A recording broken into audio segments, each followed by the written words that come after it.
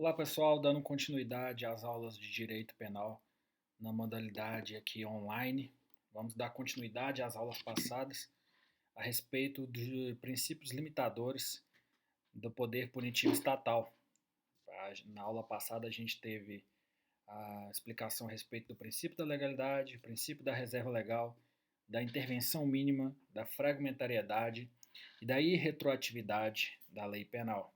Porém, esses não são os únicos princípios que limitam o ius puniente estatal. A gente também tem mais alguns princípios que vamos aprofundar na aula de hoje. Primeiramente, o princípio da adequação social, que diz que o direito penal tipifica somente aquelas condutas que tenham alguma relevância social. Se não tem relevância social, não podem ser delitos. Então, aquelas condutas socialmente adequadas não se revestem de tipicidade e não constituem delitos. Um exemplo disso é o rodeio, que apesar de muita gente considerar maus tratos animais, tortura com os animais, ainda no Brasil de 2020 ainda é considerado socialmente adequado, socialmente aceito.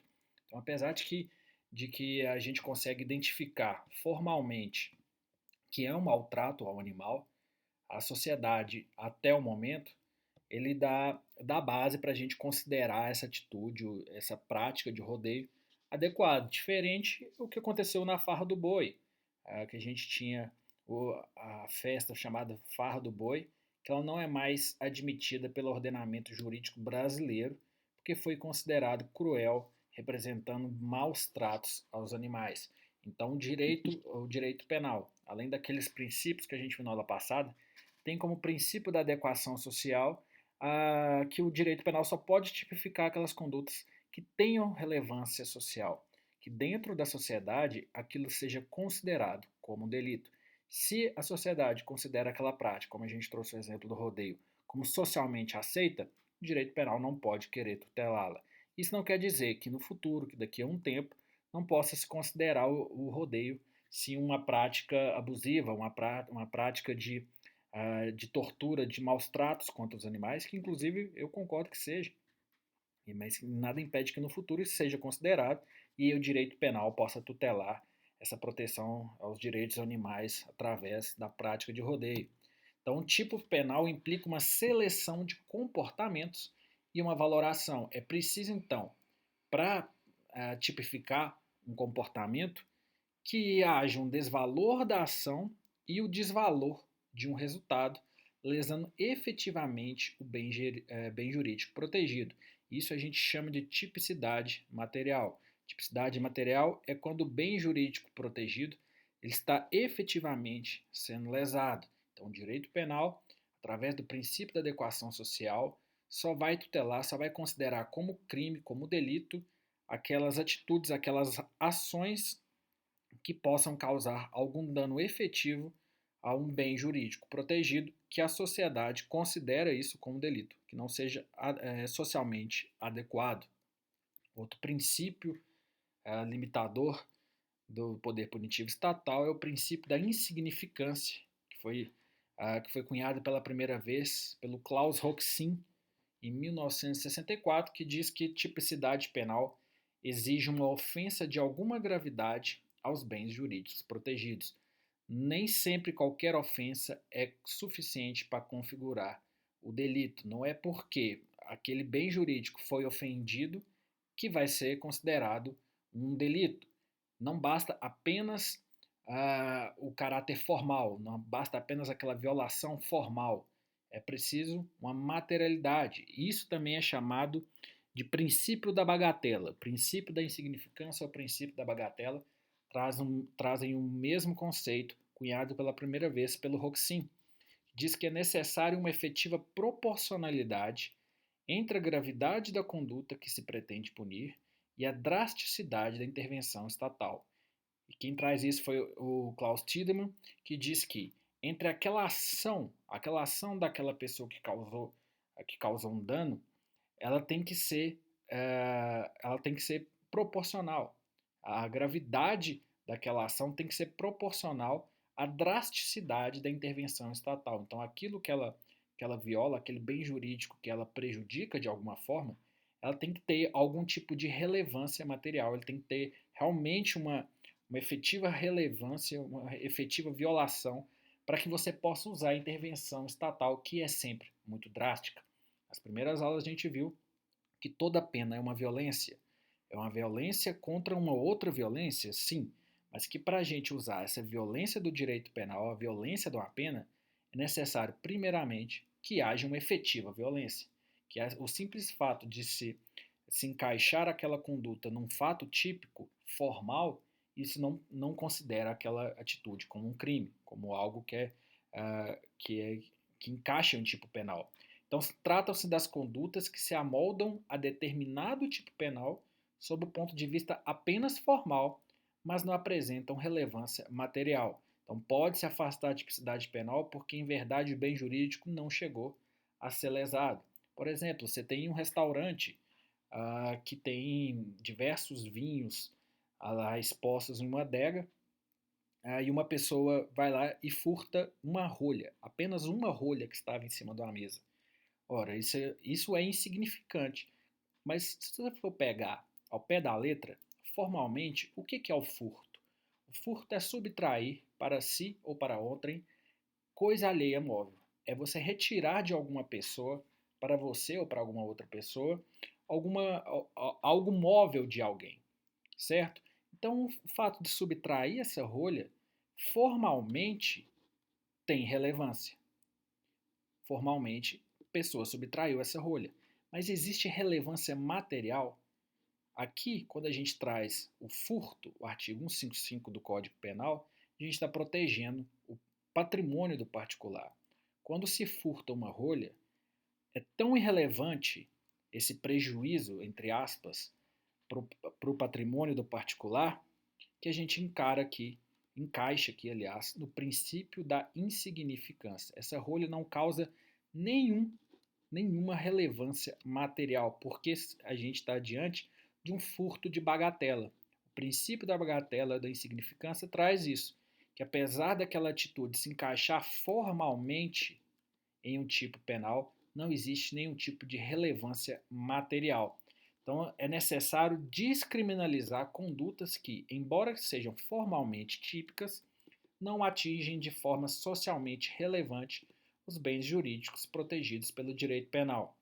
Lembrando que essa valoração, quem faz é o Poder Legislativo e não o Judiciário. Na hora de fazer a lei, que o Poder Legislativo vai fazer essa valoração da proteção do bem jurídico. Observação importante: infração penal de menor potencial ofensivo não quer dizer que tal conduta configure o princípio da insignificância. Por exemplo, delitos de lesão corporal leve, ameaça e injúria já sofreram essa valoração do legislador que, atendendo às necessidades sociais, determinou as consequências jurídico-penais de sua violação. Insignificância não é sinônimo de crimes pequenos, de pequenos crimes. Não é porque o crime é muito simples, ou um crime que atinge um bem jurídico muito pequeno, muito desvalorizado em relação aos demais bens jurídicos protegidos pelo direito penal, que a gente vai ter um princípio da insignificância, não. O princípio da significância é quando, apesar de aquela atitude, aquele ato do particular contra uma outra pessoa ou contra a figura do Estado, ela foi tão irrelevante materialmente, apesar de se encaixar em um delito, em um tipo penal formalmente, o resultado foi tão pequeno, a consequência daquele ato foi tão pequeno como o furto de uma rolha, e você vai poder aplicar em uma pessoa uma pena, uma violência. Toda pena estatal, ela é violenta, ela é uma violência. Você vai colocar uma violência de uma pena estatal num particular que apenas furtou uma rolha, o direito penal considera essa atitude insignificante, esse furto de uma rolha insignificante, ou considera isso como um delito de bagatela. Então, refere-se à gravidade, extensão ou intensidade da ofensa produzida a determinado bem jurídico penalmente tutelado, independentemente de sua importância. Por exemplo, pequeno furto, que a gente falou da rolha, ou o fato de um funcionário público que aceita de alguém um modesto brinde de Natal sem alterar sua conduta. Esse é o exemplo que o Bittencourt traz no livro dele, que quer dizer que Imagina a situação em que na época de Natal um funcionário público recebe um panetone, um brindezinho de Natal, e como agradecimento pelos serviços prestados, algum particular tem essa vontade de poder presentear esse funcionário público, e esse funcionário público não altera sua conduta, ou seja, ele não muda nada no seu jeito de trabalhar, ele apenas recebe um presente. Você pode considerar essa entrega de um panetone, de um brinde de Natal, como uma corrupção? Isso é um crime de corrupção? Não é. Isso é apenas um presente. Isso não tem significância, não tem relevância material. Se fosse pegar a letra da lei e encaixar apenas formalmente essa entrega de um brinde a um delito de corrupção, aí tudo bem. Mas o direito penal, a gente viu que está aqui para tratar como última ratio, como aqueles bens jurídicos apenas mais importantes da vida em sociedade. Isso quem diz é o princípio da intervenção mínima, o princípio da fragmentariedade e agora o princípio da insignificância. É necessário uma violência, um efetivo prejuízo material, uma relevância material, para que sim se possa encaixar esse furto dentro do artigo 155 do Código Penal. Além do princípio da insignificância, a gente tem o princípio da ofensividade, que diz que, para tipificar um crime em sentido material, é necessário que haja pelo menos um perigo concreto. Perigo real e efetivo de dano a um bem jurídico penalmente protegido. De acordo com o princípio da ofensividade, é necessário que, na hora de violar um bem jurídico penalmente protegido, essa violação seja real e efetiva, que ela realmente aconteça. E isso traz discussão por parte da doutrina, que defende que são inconstitucionais aqueles crimes chamados de crime de perigo abstrato. De acordo com essa parte da doutrina, crime de perigo abstrato são inconstitucionais e a gente tem alguns exemplos dentro do nosso Código Penal. Então, para esses autores, o direito penal é um Estado democrático de direito, só deveria admitir a existência de infração penal quando há um efetivo perigo de lesão a um bem jurídico determinado. Então, para tipificar um crime em sentido material, é necessário que haja pelo menos um perigo concreto, perigo real e efetivo de dano a um bem jurídico penalmente protegido. Agora, outra parte da doutrina defende que são inconstitucionais. Não, aliás, parte da doutrina considera que são inconstitucionais. E outra parte defende a constitucionalidade de crimes de perigo abstrato. Quais são dentro do nosso Código Penal, quais são os crimes, exemplos de crimes de perigo abstrato? Crime de tráfico de drogas, de embriaguez ao volante e ao porte ilegal de armas. Parte da doutrina considera que o simples tráfico de drogas, embriaguez ao volante ou porte ilegal de arma não está oferecendo nenhum perigo real iminente a algum bem jurídico. Então eles deveriam ser considerados o quê? Inconstitucionais. Só que a outra parte da doutrina, que é a majoritária, que é a que tem maior prevalência no ordenamento jurídico, considera que o tráfico de drogas, embriaguez ao volante e porte ilegal de armas, apesar de não apresentar um perigo concreto, apenas abstrato, eles se encaixam sim na proteção de bens jurídicos do direito penal, que apesar de não ter claramente delimitado ali qual seria o tipo de perigo que isso causaria, é papel do direito penal tutelar essas ações. Existe, então, uma discussão doutrinária a respeito da constitucionalidade ou inconstitucionalidade de crimes de perigo abstrato, mas hoje no Brasil a opinião majoritária, a opinião da maioria, é que sim, os crimes de perigo abstrato possuem um perigo. Se possuem um perigo, possuem ofensividade e se encaixam sim no ordenamento jurídico, na esfera de proteção do direito penal.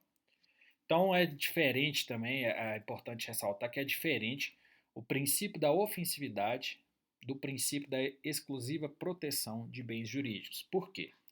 Na exclusiva proteção dos bens jurídicos, há uma limitação aos interesses que podem receber a tutela do direito penal. Já no da ofensividade, somente se admite a configuração da infração penal quando o interesse já selecionado sofre um ataque efetivo, representado por um perigo concreto ou dano. também a gente encara aqui, agora de acordo com a opinião majoritária, um perigo abstrato. Outro princípio que a gente tem no ordenamento jurídico como um princípio limitador do ius primiens estatal é o princípio da culpabilidade, em que não há crime sem que haja culpa. Culpa em sentido amplo. E a gente não está tratando de uma qualidade da ação. É uma característica que se lhe atribui para poder ser imputada a alguém como seu autor e fazê-lo responder por ela. Quando a gente traz a culpabilidade em um crime, qual que é o nosso objetivo? Apontar quem é o autor daquele delito, quem infringiu alguma norma penal e poder aplicar uma pena, poder responsabilizar essa pessoa, seja essa pessoa tendo cometido por dolo ou por culpa em sentido estrito. Qual que é o fundamento da pena? O que significa pena? Pena é um juízo de valor que permite atribuir responsabilidade pela prática de um fato típico a uma determinada pessoa para a consequente aplicação dela, aplicação da pena. Então, exige-se a presença de uma série de requisitos: capacidade de culpabilidade, consciência da ilicitude e exigibilidade da conduta. Esses três conceitos a gente vai estudar um pouco mais para frente dessa matéria de direito penal 1. Então, o que a gente está trazendo aqui são elementos positivos específicos do conceito dogmático da culpabilidade. Eles serão aprofundados um pouco mais para frente, mas o que a gente precisa aprender aqui? Que não há crime sem culpabilidade, e quando a gente fala de culpabilidade, a gente fala daquela necessidade de imputar a alguém como autor daquele delito e aplicar uma pena, responsabilizar aquela pessoa por aquilo que ela fez. Esse é o fundamento da pena. Então, a culpabilidade é um elemento da determinação ou medição da pena. É importante observar que o princípio da culpabilidade não é o fundamento da pena, mas um limite a essa. É uma limitação ao poder punitivo estatal. Como que o Estado consegue punir o particular através do direito penal? Quando ele implica uma pena a este. Então, qual que é o limite da pena? A culpabilidade. O limite e a medida da pena devem ser sempre proporcionais à gravidade do fato realizado. Outro princípio que a gente trazendo já, linkando o princípio da culpabilidade, é exatamente esse.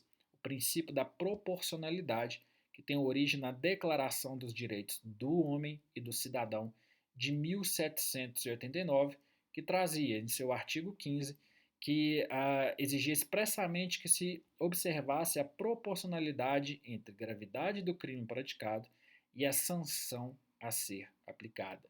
Aquele crime que foi cometido, ele necessita obrigatoriamente de uma sanção, de uma pena, mas essa pena, de acordo com o princípio da proporcionalidade, tem que ser sempre proporcional na medida da ação. A lei só deve combinar penas estritamente necessárias e proporcionais ao delito. Como a gente aprendeu que o direito penal ele é chamado apenas quando os outros ramos do direito não conseguem satisfazer aquela proteção de um bem jurídico, esse chamado do direito penal é para aplicar pena em apenas naqueles casos necessários. E quando é necessário aplicar uma pena, ela tem que ser sempre proporcional ao delito. Você não pode matar uma mosca com uma bala de canhão. É o que traz o artigo 15 da Declaração dos Direitos do Homem e do Cidadão de 1789. Esse preceito, esse princípio da proporcionalidade foi recepcionado pela Constituição de 88 em diversos dispositivos do texto constitucional, como, por exemplo, no inciso 46 do artigo 5º, que traz o princípio da individualização da pena, a proibição de determinadas modalidades de sanções penais no inciso 47, a admissão de maior rigor para infrações mais graves nos incisos 42, 43 e 44, e um conceito que o Hassemer traz que é um juízo de ponderação entre a carga coativa da pena e o fim perseguido pela cominação penal. Na relação entre crime e pena, deve sempre existir um equilíbrio, uma proporcionalidade, abstrato, feito pelo legislador, e concreto, feito pelo Poder Judiciário, entre a gravidade do injusto penal e a pena aplicada, A pena aplicada deve ser sempre proporcional àquela atitude cometida, àquele bem jurídico que foi violado. Outro princípio que a gente tem é o princípio da humanidade, que deriva do princípio da dignidade da pessoa humana, princípio esse que está na Constituição, que quer dizer que esse princípio da dignidade da pessoa humana é um bem superior aos demais e essencial a todos os direitos fundamentais do homem, que atrai todos os demais valores constitucionais para si. Ele é um valor o princípio da dignidade da pessoa humana é um valor fundante da ordem normativa interna. É um dos valores mais importantes do ordenamento jurídico brasileiro e é reflexo do movimento expansionista dos direitos humanos iniciados após a Segunda Guerra Mundial. Após a Segunda Guerra Mundial, a gente teve uma expansão, um aumento de diversos direitos humanos e um deles é qual? A dignidade da pessoa humana, que sustenta que o poder punitivo estatal não pode aplicar sanções que atinjam a dignidade da pessoa humana ou que lesionem a constituição físico-psíquica dos condenados. É a necessidade de se fomentar o quê? Aquilo que a gente falou nas primeiras aulas das escolas criminológicas, que é a necessidade de fomentar a reeducação e a reinserção social do apenado. Aquela pessoa que está cumprindo pena, ela não pode cumprir uma pena degradante, uma pena que vai violar os direitos humanos, porque a pena, apesar de ser uma violência que tem que ser sempre proporcional e necessária, essa violência ela não pode fugir do seu caráter de reinserção social, de reeducação do infrator. A respeito do princípio da humanidade, a Constituição assegura aos presos o respeito à integridade física e moral, no inciso 49 do artigo 5º, vedando a aplicação de pena de natureza cruel e degradante. No Brasil, é proibido pena cruel e degradante e todas as penas, determinadas penas que os presos estão cumprindo, elas têm que ser com respeito à integridade física, moral, a respeito aos direitos humanos. Então, nenhuma pena privativa de liberdade pode ter uma finalidade que atente contra a incolumidade da pessoa como um ser social, como um ser humano, porque isso violaria o princípio da dignidade da pessoa humana, que a gente viu que é um postulado fundamental da Constituição.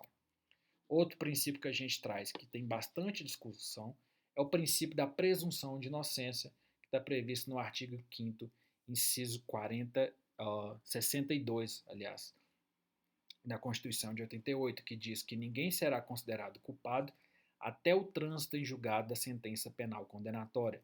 Então, enquanto não tem sentença final, sentença penal condenatória, transitada em julgado, é aquela que não cabe mais nenhum tipo de discussão, é aquela que não cabe mais nenhum tipo de recurso por parte da pessoa que está sendo condenada. Só vai ser considerado culpado por um crime até o trânsito, depois do trânsito julgado de uma sentença penal condenatória. Então, antes de transitar essa sentença, não existe culpado, existe investigado. Aí sim, a partir do momento que ele recebe a sentença e que não cabe mais recurso, a gente pode chamar aquele autor de um crime de culpado. Qual que é o objetivo do princípio da presunção de inocência? O objetivo de tutelar a liberdade do indivíduo que é presumidamente inocente. Cabe ao Estado comprovar que esse indivíduo não é inocente, que ele é culpado. Isso é uma importante conquista dos cidadãos na luta contra a opressão por parte do Estado. É um dos princípios mais importantes de controlar, princípios responsável por afastar a ingerência do Estado na hora de aplicar a pena na figura de um particular. Ele é um limitador do ius puniendi estatal. Então, na dúvida, vai ser sempre inocente. Ninguém será considerado culpado a não ser que haja o trânsito em julgado de uma sentença penal condenatória. É decorrente do princípio do respeito à dignidade da pessoa humana, que a gente viu que é uma das bases da nossa Constituição, do nosso Estado Democrático de Direito, e do princípio da presunção de inocência deriva também o princípio da interpretação das leis penais chamados indúbio pro réu. Sempre que em um processo houver uma dúvida na interpretação da lei ou na capitulação de algum fato, adota-se aquela que for mais favorável ao réu. Aqui, o princípio da presunção de inocência possui diversas discussões que a gente vai deixar para as aulas de direito constitucional. Por quê? Aqui, desde o ano passado, a gente teve uma decisão referente ao princípio da presunção de inocência, que é a possibilidade da impossibilidade de cumprimento de pena, a não ser que seja após o trânsito de julgado e sentença penal condenatória. Antes do ano passado, antes da decisão no final do ano, a gente tinha a possibilidade de cumprimento de pena após julgamento em segunda instância. Só que isso foi revogado pelo STF em 2019. Essas discussões a gente vai deixar para a aula de direito constitucional, aliás, e vamos atentar ao conceito de presunção de inocência dentro do direito penal. Aqui no primeiro período de direito penal, vamos tratar que o princípio de presunção de inocência diz que ninguém é culpado a não ser que termine aquele processo e haja então uma sentença penal condenatória transitada em julgado. A não ser que eu seja considerado culpado sem nenhum tipo de recurso, eu serei inocente. Presumidamente inocente. Por isso que vem presunção de da inocência. E deriva da presunção de inocência o indúbio pro réu. Sempre que houver dúvida na hora de interpretação de alguma lei penal, na dúvida vai se beneficiar o réu, vai se beneficiar a figura daquele acusado. Outro princípio muito importante é o princípio da proibição do retrocesso, que a gente também vai aprofundar mais na matéria de direito constitucional, que diz que os princípios e garantias consagrados na Constituição não podem ser ignorados ou desrespeitados. É papel do STF reafirmá-los, defendê-los e impedir decisões que o contrariem, e isso impõe ao Estado o impedimento de abolir, restringir ou inviabilizar sua concretização por inércia ou omissão. O princípio da proibição do retrocesso social, apesar dele não estar previsto expressamente na Constituição, tem encontrado crescente acolhida por parte da doutrina. A doutrina tem discutido bastante a respeito da importância do princípio da proibição do retrocesso, porque ele visa impedir que o legislador venha desconstituir pura e simplesmente o grau de concretização que ele próprio havia dado às normas da Constituição.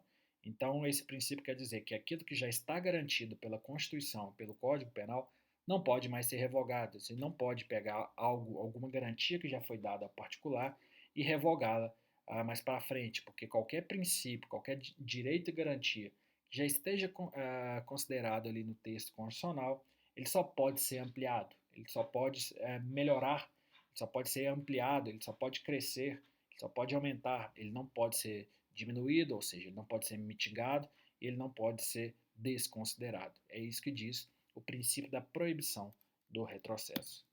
Especialmente quando se cuida de normas constitucionais que acabam por depender dessas normas infraconstitucionais para alcançar a sua plena efetividade. Uma vez regulamentado determinado dispositivo constitucional de índole social, o legislador não pode, posteriormente, retroceder no tocante à matéria, que é o que a gente acabou de falar. O que é importante no princípio da proibição do retrocesso? Não se pode revogar ou prejudicar um direito que já esteja reconhecido ou concretizado, tanto na norma constitucional quanto na norma infraconstitucional. Então, esses são os princípios limitadores do poder punitivo estatal. São esses princípios que são responsáveis para limitar a figura do Estado na hora da aplicação de pena. Por quê? O Estado ele é o único detentor do ius puniendi. Ele é o único responsável por aplicar a pena em alguém que cometeu algum delito. Só que na hora de aplicar essa pena, ele tem que observar diversos princípios, tais como o princípio da legalidade, o princípio da reserva legal, da intervenção mínima, da fragmentariedade, da irretroatividade da lei penal, que estão na aula passada, que vocês vão dar mais uma lida. O que a gente tem aqui? O princípio da adequação social, da insignificância, da ofensividade, da culpabilidade, da proporcionalidade, da humanidade, da presunção de inocência e da proibição do retrocesso. Antes de adentrar melhor nas características aí do direito penal, nas figuras do direito penal, é necessário, primeiramente, igual a gente fez nas aulas presenciais, conhecer seus conceitos e sua história e chegar aqui em alguns princípios. Princípios esses que vão limitar a atividade estatal, já que esse é o único que tem esse ius puniente. A partir das próximas aulas, vamos aprofundar um pouco mais nos estudos de direito penal e qualquer dúvida que vocês tiverem a respeito da aula de hoje, peço que mandem através de e-mail ou através do AVA da Facisa e será disponibilizado para vocês. Além do material, vai ser disponibilizado também algumas questões referentes a essa aula de hoje, questões com o objetivo de reforçar o conteúdo, não avaliar, elas não valem ponto, mas elas vão aí avaliar apenas o seu conhecimento, apenas reforçar o seu conhecimento. Espero que tenham gostado e até a próxima.